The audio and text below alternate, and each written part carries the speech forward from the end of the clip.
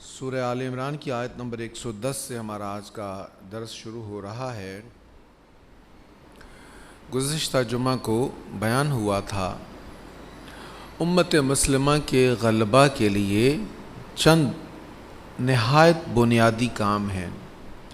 سب سے پہلی بات یہ ہے کہ ہم خود سچے پکے مسلمان ہو جائیں، ہم قرآن کریم کو تھام لیں، ہم نیکی کا حکم دیں، برائی سے روکیں۔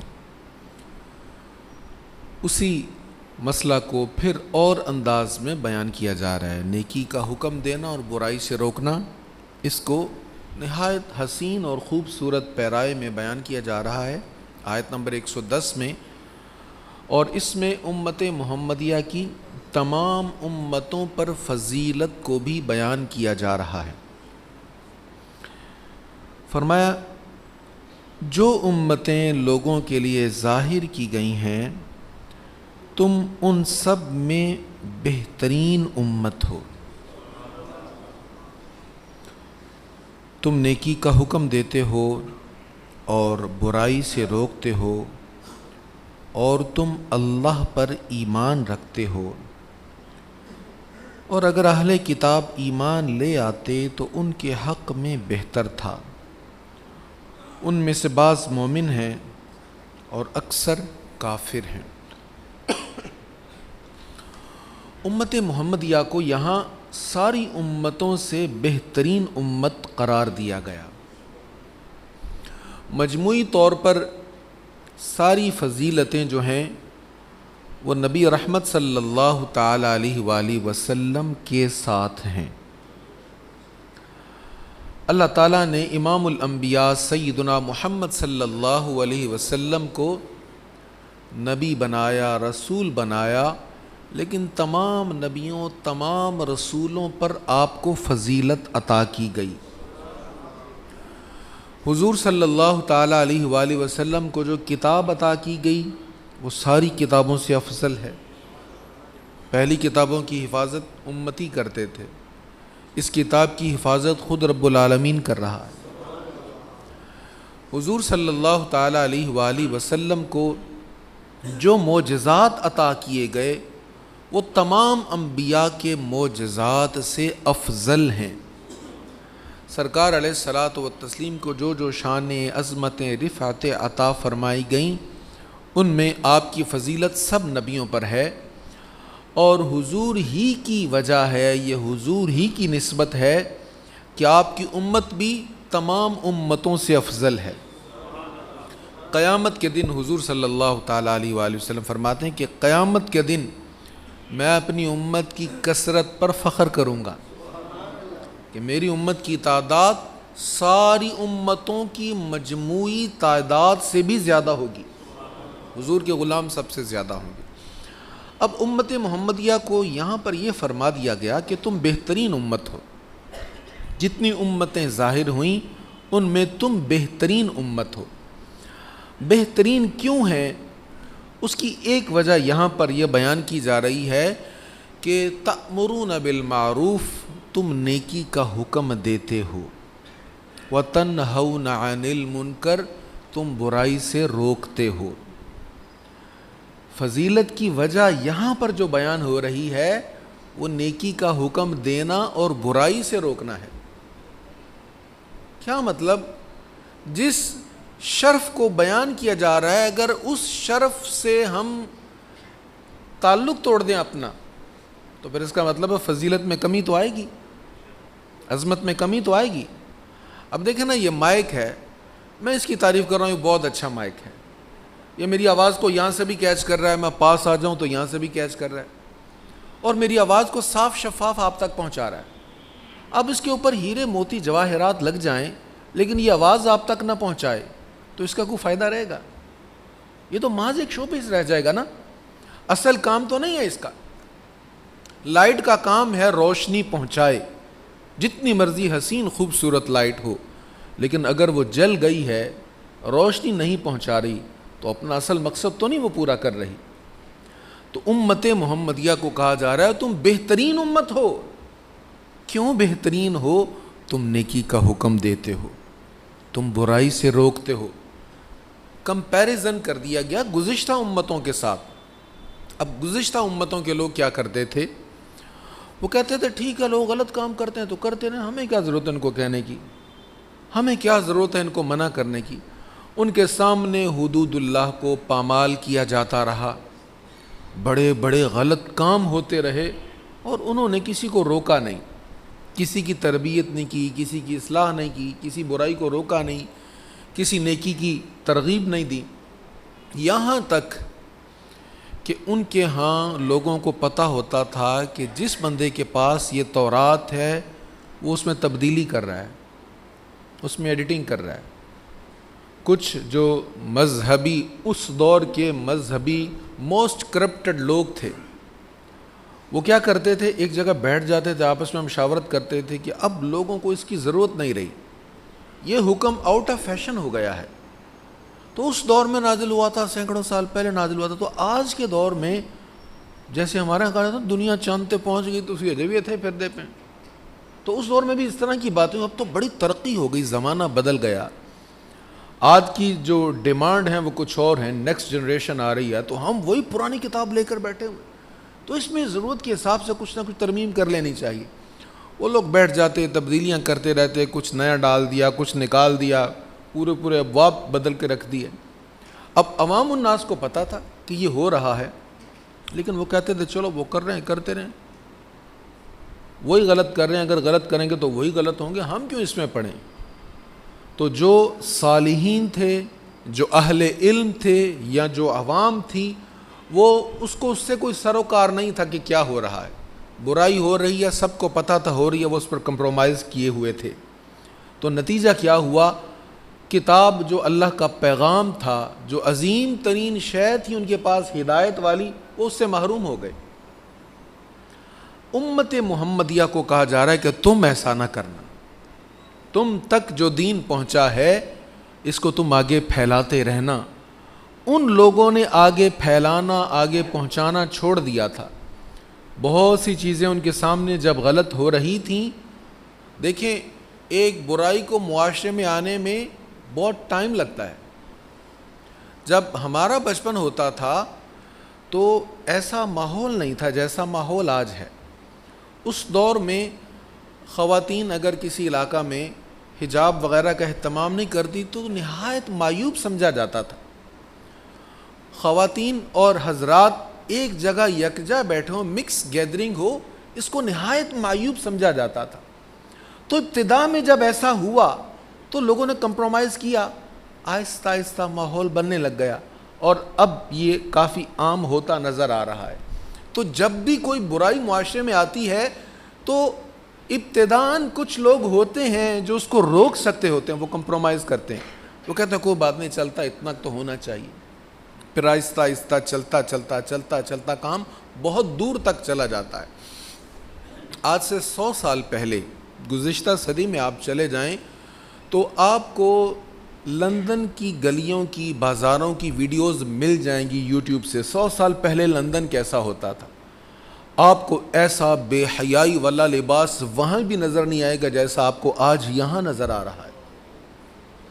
یہ سلولی ہوتا ہے نا، آہستہ آہستہ ہوتا ہے، چاہے اچھائی ہے چاہے برائی ہے۔ بزرگ ایک مثال دیتے ہیں، وہ کہتے ہیں کہ دیکھو آپ نے ایک چھوٹا سا پودا لگا دیا، وہ پودا آہستہ آہستہ بڑھتا ایک تناور درخت بن جاتا ہے، لیکن آپ روز اس کے پاس سے گزرتے ہیں، آپ کو نہیں لگتا کہ یہ بڑھ رہا ہے، وہ روز بڑھ رہا ہے، آپ کو فیل نہیں ہو رہا۔ ہاں جو بندہ ایک عرصے بعد آیا، اس نے دیکھا یہاں پہ درخت نہیں تھا، وہ 3-4 سال بعد آیا تو اس نے دیکھا ایک بہت بڑا درخت لگ گیا ہے۔ تو جو ہوا، اتنا بڑا درخت ہوا، وہ آہستہ آہستہ ہوا تھا، چاہے وہ اچھا درخت تھا چاہے وہ برا تھا۔ ایسے ہی نیکی اور ایسے ہی برائی ہے، اچھائی اور برائی کی مثالیں ایسے ہی ہیں، ہمارے سامنے آہستہ آہستہ سارے معاملات ہوتے ہیں، ہم اگر اس کو اگنور کرتے ہیں ہمیں فیل نہیں ہوتا، لیکن وقت گزرنے کے ساتھ ساتھ اس میں بہت ساری تبدیلی آ جاتی ہے۔ تو امت محمدیہ کا یہ اعزاز ہے، قرآن نے بیان فرمایا کہ تم بہترین ہو اس لیے کہ تم نیکی کا حکم دیتے ہو، گزشتہ امتوں کی طرح تم نہیں ہو کہ تم نیکی کا حکم دینا چھوڑ دو، تم بہترین ہو اس لیے کہ تم برائی سے روکتے ہو، گزشتہ قوموں کی طرح نہیں ہو کہ تم اس سے لاپرواہ ہو جاؤ۔ یہاں مفسرین نے ایک اور چیز کی طرف توجہ دلائی ہے کہ پہلے نیکی کا حکم دینے اور برائی سے روکنے کی بات ہے، اس کے بعد ایمان کی بات ہے۔ دیکھیں، کنتم خیر امۃ اخرجت للناس، جو امتیں لوگوں کے لیے ظاہر کی گئیں تم ان سب میں بہترین ہو۔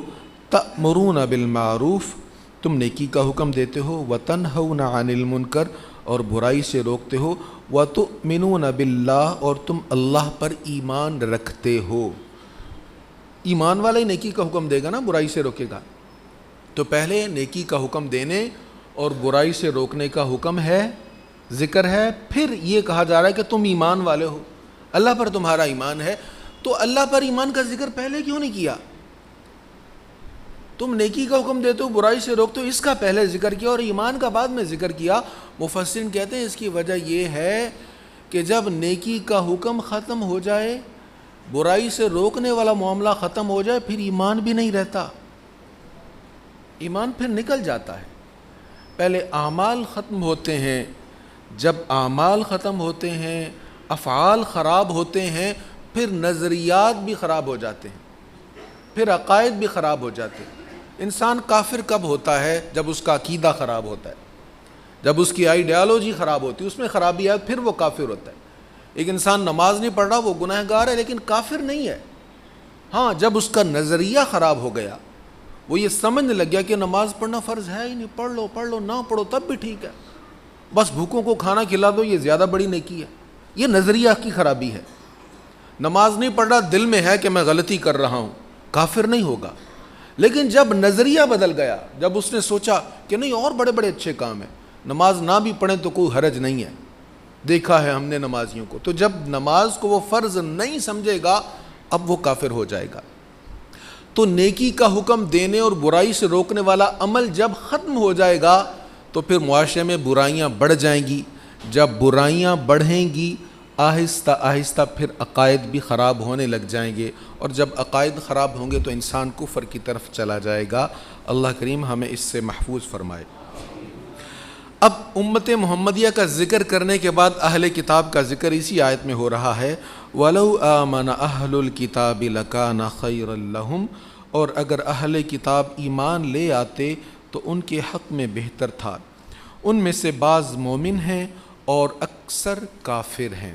تو اہل کتاب میں سے جو عیسائی ہیں ان کی تو کثیر تعداد اسلام کی طرف آئی، عیسائیوں کی تعداد کروڑوں سے متجاوز ہے جو اسلام کی طرف آئے، جنہوں نے اسلام قبول کیا۔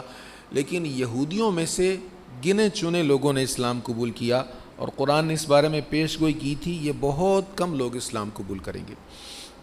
لن یضروکم الا اذی، اس آیت کا تعلق بظاہر اس دور کے ساتھ ہے جب یہ آیت کریمہ اتری۔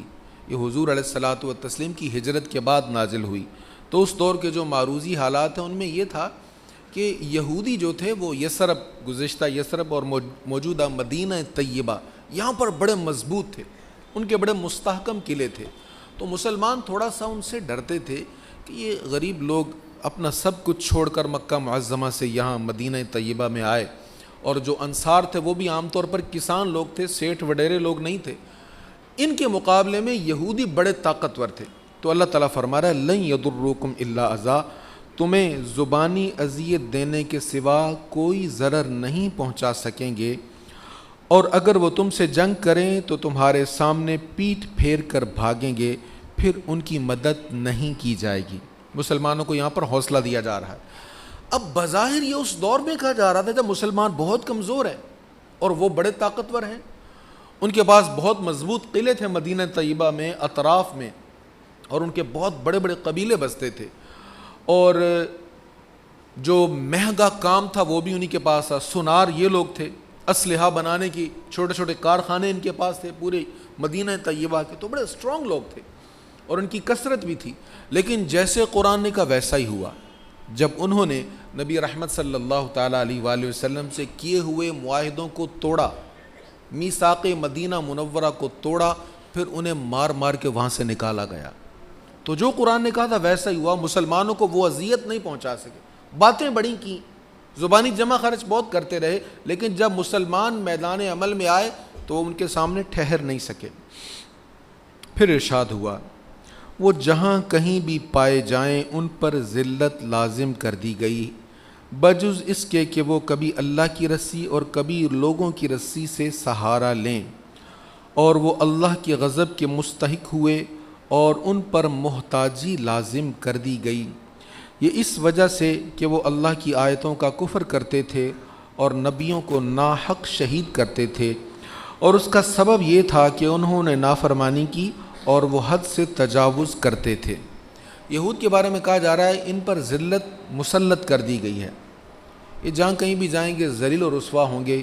آپ ان کی تاریخ پڑھ لیں، آپ کو جیسے قرآن نے کہا ویسا ہی نظر آئے گا۔ اچھا، یہ سٹرونگ ہو سکتے ہیں، بہتر ہو سکتے ہیں، اس کی دو صورتیں یہاں بیان ہوئیں۔ ایک صورت یہ ہے کہ یہ ملت اسلامیہ کے وفادار ہو جائیں، دو چیزیں یہاں پر بیان ہوئی۔ پہلی صورت اللہ بحبل من اللہ، یہ مسلمانوں کے تابع ہو جائیں، فرما بردار ہو جائیں، ذمہ بن کر رہیں اور جیسے قوانین ہیں اس کی پابندی کریں۔ وحبل من الناس، یا لوگوں کا سہارا لے لیں۔ تو آپ دیکھیں سلطنت عثمانیہ میں، اوٹومن امپائرز کے دور میں یہ یہاں پر آئے، اور پھر سلطان عثمانی خلفاء نے، چونکہ ان کو ہر جگہ سے مار مار کے نکالا جا رہا تھا، تو مسلمانوں نے ان کو جگہ دی، ان کو کہا آپ یہاں آئیں، آپ یہاں پر رہیں، اور بس ہماری جو حکومت ہے اس کے ماتحت بن کر رہیں، آپ کو ہر طرح کی آزادی دی جائے گی۔ تو مسلمانوں کے زیر نگیں آئے تو ان کو پہلی پناہ ملی ماضی قریب میں جو ہے۔ تو یا تو اللہ کے قانون کے تحت یعنی مسلمانوں کے زیر تحت آئے تو ان کی خیر ہوئی، یا پھر لوگوں کا سہارا لیا۔ اب جب اسرائیل بنا ہے تو اگر آپ اس دور کے حالات کو پڑھیں یا آپ کو ماضی سے شغف ہو تو آپ جان پائیں گے کہ اسرائیل کو بنانے والے کفار تھے، یہودی نہیں تھے، ان میں اتنی پاور نہیں تھی کہ اپنا ایک ملک حاصل کر لیتے۔ یورپ کے مفادات تھے اس میں کہ عثمانیوں کو توڑنے کے لیے مشرق وسطیٰ میں ان کو بٹھایا جائے اور ان کی طاقت وہاں پر ہو۔ پھر یونائٹڈ نیشن نے ان کو پروموٹ کیا، اور امریکہ کی بھی اسی میں فائدہ تھا، ان سب کے مفادات تھے اس میں، اور آپ دیکھ رہے ہیں ان سب کے مفادات اب بھی اس کے ساتھ جڑے ہوئے ہیں۔ تو اب بھی اگر یہ مضبوط ہوئے ہیں تو جیسا قرآن نے کہا تھا ویسا ہی ہوا، یا الا بحبل من اللہ یا وحبل من الناس، یا تو مسلمانوں کے زیر نگیں آ کر ترقی پائی یا پھر لوگوں کا سہارا لیا تو پھر یہ پنپنے لگے۔ اچھا، یہاں پر یہ بھی بتا دیا گیا وَضُرِبَتْ عَلَيْهِمُ الْمَسْكَنَةُ، ان پر محتاجی لازم کر دی گئی۔ اب اس پر لوگوں کو بڑی حیرانگی ہوتی ہے، بھئی یار ان کے پاس تو بڑے بڑے بینک ان کے پاس ہیں، دنیا کے بڑے بڑے بینک ان کے پاس ہے، تو محتاجی کا کیا مطلب ہے؟ اس کی تفسیر ایک مفسرین نے یہ کی، بہت ساری تفسیریں ہیں۔ ایک تفسیر یہ ہے کہ یار یہ بھی تو مسکنت ہی ہے نا، کہ پاس کروڑوں روپیہ ہے لیکن ایک ایک روپے کے لیے بندہ لڑ رہا ہے۔ ایک کروڑ پتی ارب پتی بندے کو یہ سوٹ تو نہیں کرتا کہ وہ 1000 کے لیے کسی سے جھگڑ رہا ہو اور مرنے مارنے پر تلا ہوا ہو۔ تو اگرچہ دنیا کے بینک کنی کے پاس ہیں لیکن حریص اب بھی یہی لوگ ہیں، اپنی تھوڑی سی رقم کے لیے اب بھی یہ حریص ہیں۔ غریب ملکوں سے ان کو قرض کے نام پر پیسے دے کر جیسے خون نچوڑنے والے یہ لوگ آج ہیں، یہ پہلے بھی وہی تھے، اب بھی یہ ذلت اور مسکنت ان پر طاری ہے۔ اللہ کریم نے فرمایا یہ کیوں تھا ان کے ساتھ، ایسا کیوں ہوا؟ وَيَقْتُلُونَ الْأَنْبِيَاءَ بِغَيْرِ حق، انہوں نے انبیاء کو ناحق شہید کیا، ان کو تبلیغ کرنے والے، ان کو زنا سے روکنے والے، ان کو ذو رحم رشتہ داروں کے ساتھ ظلم و بربریت سے روکنے والے نبیوں کو انہوں نے قتل کر کے اور پلیٹوں کے اندر ان کی گردنیں کاٹ کاٹ کر رکھی۔ تورات اس کی گواہی دے رہی، تورات میں یہ موجود ہے، یہ واقعات جو قرآن بیان کر رہا ہے کہ انہوں نے انبیاء کرام علیہم الصلاۃ والسلام کو ناحق قتل کیا۔ میں نے ایک بات پہلے بھی کہی تھی، پھر میں دہرا دیتا ہوں، یاد رہ جائے، ریفریش ہو جائے، کہ جب یہ آیت نازل ہوئی مدینہ منورہ میں، اس وقت کے جو یہودی تھے انہوں نے انبیاء کو قتل نہیں کیا تھا، لیکن انہیں کہا جا رہا ہے کہ تم انبیاء کے قاتل ہو اور تم پر یہ ذلت اس وجہ سے ہے تم نبیوں کے قاتل ہو۔ انہیں کیوں کہا جا رہا ہے؟ انہوں نے تو کیا نہیں تھا، 100 سال پہلے یا 200 سال پہلے یا کئی 100 سال پہلے ان کے آباء و اجداد نے کیا تھا نا قتل۔ تو ان کو اس لیے کہا جا رہا ہے کہ جن لوگوں نے، گزشتہ لوگوں نے نبیوں کو قتل کیا تھا، یہ ان کے مخالف نہیں تھے، یہ ان کے تائید کنندگان میں سے تھے. کہتے تھے ہاں وہ اصل میں مجبوری تھی, کرنا تو نہیں چاہیے تھا نبیوں کو قتل, لیکن انبیاء نے بھی کچھ زیادتی کر دی تھی, تو لہٰذا انہوں نے جو غلط کیا وہ بھی کوئی اتنا غلط فیصلہ نہیں تھا, وہ بھی ٹھیک ہی تھا. اب قرآن اصول بتا رہا ہے, ہزاروں سال پہلے گناہ ہوا ہو, اگر آج کا بندہ اس کا طرفدار بن جائے گا نا تو وہ جرم میں برابر کا حصے دار ہے. میں یہ بات کہہ کے اکثر کہا کرتا ہوں, اپنی سیاسی وابستگیوں میں پھونک پھونک کر قدم چلا کریں. اگر ہمارا لیڈر, ہمارا قائد غلط کام کر رہا ہے نا اور ہم اس کی تائید کریں تو یہ مت سمجھے وہ گناہ گار ہے, ہم تائید کر کے اس کے جرم میں برابر کے شریک ہیں. جان کائنات صلی اللہ علیہ وسلم نے فرمایا, ہمارے ہاں قتل ہو جائے نا تو زیادہ لوگ اس میں شامل ہو جائیں تو کسی کو بھی سزا نہیں ملتی. اب ایک قتل ہوا تو اس کے بدلے میں 10 بندے ہیں مارنے والے, تو اب 10 کو تو نہیں سزا دی جا سکتی ہے نا. رسول کریم علیہ الصلوۃ والتسلیم کو شہید کرنے کا ارادہ بھی کفار نے کچھ ایسا ہی کیا تھا کہ مختلف قبائل کے نوجوان مل کر شہید کریں گے تاکہ کسی سے بدلہ نہ لیا جا سکے. تو ہمارے ہاں یہ اصول ہے, اللہ کے ہاں نہیں ہے. حضور علیہ الصلوۃ والسلام فرماتے ہیں اگر ایک شخص کے قتل ہونے پر, ایک شخص کو قتل کرنے پر ساری دنیا متحد ہو جائے, اللہ سب کو سزا دے گا, اللہ کسی کو نہیں چھوڑے گا. لہٰذا کسی کی تائید کرنے سے پہلے سوچ لیا کریں کہ ہم اس کے جرم میں تو نہیں شریک ہو رہے. اگر اچھا کام کر رہا ہے تو ضرور شامل ہوں, انشاءاللہ اس کی نیکی میں ہم شامل ہو جائیں گے, تائید کی وجہ سے ہم بھی اس میں شامل ہو جائیں گے. وہ سب برابر نہیں ہیں. اہل کتاب میں سے ایک گروہ قیام کرتا ہے رات کے اوقات میں, اللہ کی آیتوں کی تلاوت کرتا ہے اور وہ سجدہ کرتے ہیں. حضرت عبداللہ بن سلام یہودی تھے, بہت بڑے عالم تھے یہودیوں کے, ان کے اور بھی ساتھی تھے. وہ سب اسلام لائے اور وہ دن کے غازی تھے, راتوں کے نمازی تھے. ان کی شان یہاں پر بیان ہو رہی ہے. وہ اللہ پر اور یوم آخرت پر ایمان رکھتے ہیں اور وہ نیکی کا حکم دیتے ہیں اور برائی سے روکتے ہیں اور نیک کاموں میں جلدی کرتے ہیں اور وہی نیکوں میں سے ہیں. اور وہ جو بھی نیک کام کرتے ہیں ان کی ناقدری ہرگز نہیں کی جائے گی, اور اللہ متقین کو خوب جاننے والا ہے. انسان دنیا میں کسی کے لیے کرے کچھ, ہو سکتا ہے ناقدری ہو, لیکن اللہ کے ہاں ناقدری نہیں ہے.